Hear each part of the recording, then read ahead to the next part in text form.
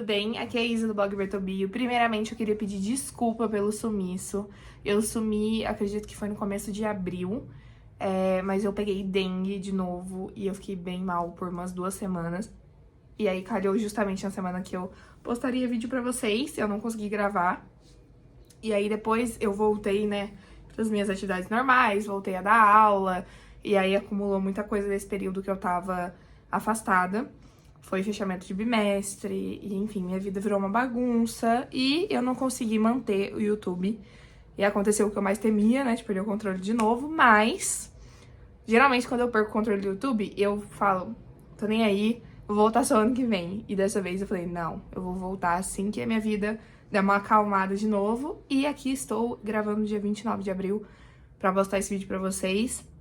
E eu acredito que não vai sair ainda nessa semana, acho que ainda só na próxima. Mas, enfim, pelo menos estou aqui gravando. E o tema do vídeo de hoje, gente, é um tema muito, até mesmo pessoal pra mim, porque acho que aqui a maioria de vocês sabe que eu fiz mestrado em biodiversidade vegetal e meio ambiente, ou seja, eu sou mestre em botânica, resumindo. E botânica sempre foi um tema que me atraiu desde a primeira vez que eu estudei na escola, no segundo ano do ensino médio.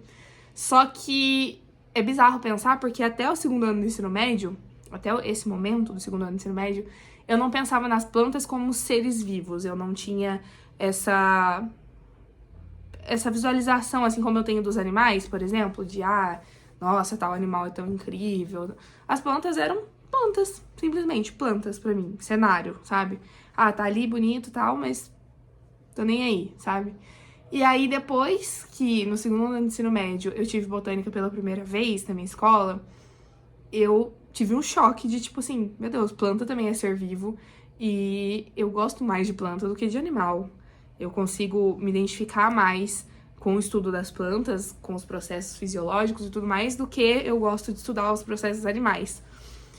E aí, ao longo da faculdade, eu tive bons professores de botânica, graças a Deus. E aí, esse encanto pela área só aumentou. E aí, finalmente, fiz pós-graduação em botânica e depois fiz o meu mestrado. E ao longo de todo esse processo, de todos esses anos estudando plantas, né, desde o meu segundo ano de ensino médio, eu nunca parei de estudar, percebi que as plantas, elas são muitas vezes deixadas de lado. Primeiramente, que a botânica é uma área tida como uma área muito difícil, e nossa, não gosto de estudar botânica porque tem muitos nomes, né? É um ponto que as pessoas acham muito complexo. E realmente a botânica é uma área complexa, mas se a gente for estudar zoologia a fundo também é. E não desperta muito interesse das pessoas. E aí, estudando, e eu lembro que na faculdade foi a primeira vez que eu tive contato com esse artigo, que é um artigo do Marcos Buquerige, mas é um artigo que relata um termo que foi criado em 2001, que é um termo que chama cegueira botânica. Gente, esse artigo mudou a minha vida. Eu queria conversar um pouquinho com vocês sobre esse tema de cegueira botânica e sobre como isso afeta a nossa visão de sustentabilidade e a nossa visão agora relacionada às mudanças climáticas. Então, no final das contas, quando a gente fala de biologia, de qualquer tema da biologia, seja da botânica, da zoologia, da ecologia, tudo no final das contas contribui para a sustentabilidade. Então, tudo se une em algum ponto.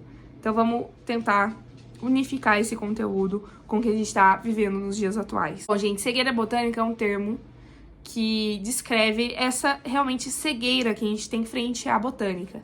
A gente enxerga as plantas muitas vezes como cenário para os animais viverem. A gente não consegue ver a planta muitas vezes como um ser vivo que precisa de nutrientes, água e tudo mais. A gente só vê a planta como aquele plano de fundo, como se fosse um papel de parede em que os animais vivem ali. Então, como se só servisse para os animais viverem, né? Como se fosse só o habitat dos animais e pronto. Nada mais do que isso. Isso é muito problemático, né? Porque as plantas, elas têm uma importância imensa para diversos aspectos. E quando eu falo diversos, a gente fala desde aspectos voltados ali para nossa saúde e bem-estar respiratório e até mesmo mental, até mesmo para contribuir para a diminuição do aquecimento em grandes centros urbanos. Tem várias plantas que são bioindicadoras, que podem indicar muitas coisas pra gente. Enfim, as plantas, gente, elas deixam de ser só um cenário. Na verdade, uma das últimas funções delas é ser cenário, né, ali pros animais. E outro ponto muito importante da gente falar, que eu cheguei a comentar no começo desse vídeo, é o ponto de que as pessoas acham botânica uma área muito complexa, né? Uma área muito difícil de estudar e por isso não vamos estudar. Gente, a botânica em si é uma área que tem muitas sub-áreas dentro, né? A gente tem taxonomia, sistemática, fisiologia, enfim, tem muitas áreas dentro da botânica. E, de fato, é uma área complexa. Estudar plantas é complexo. Cada planta responde de uma forma, não é porque as plantas estão no mesmo grupo ou são da mesma família que elas vão responder da mesma forma. Cada espécie é específica. Então, é um mundo à parte. A botânica é, de fato, complexa pela diversidade que ela apresenta. Mas, se a gente for parar pra ver, os animais também são assim. Então, essa desculpa de falar que a botânica é complexa de ser estudada é algo meio tosco, assim, de se falar. Porque, na realidade, tudo é complexo. Mas, se a gente tem interesse em estudar aquilo e se a gente tem vontade de ir atrás daquele conhecimento, a gente consegue. Pra mim, zoologia sempre foi muito mais complexo do que botânica, porque eu gosto mais de botânica do que de zoologia, é algo pessoal meu. Mas não é por isso que eu nunca estudei zoologia. Estudei por muitos anos na minha faculdade, me formei como bióloga e tenho os conhecimentos básicos para atuar na área. Então, eu vejo que muitas vezes o que impede as pessoas de estudarem botânica é justamente não encontrarem algo dentro da área da botânica que interesse elas. Então, não tem interesse nas plantas de forma alguma, então não quer estudar. Mas a botânica, gente, ela é extremamente importante, e principalmente voltando no que eu falei no começo do vídeo também, quando a gente fala de mudanças climáticas e quando a gente fala de toda a questão que está acontecendo agora no nosso país, né, Rio Grande do Sul sendo afetado com grandes enchentes causadas ali por um El Niño mais intensificado.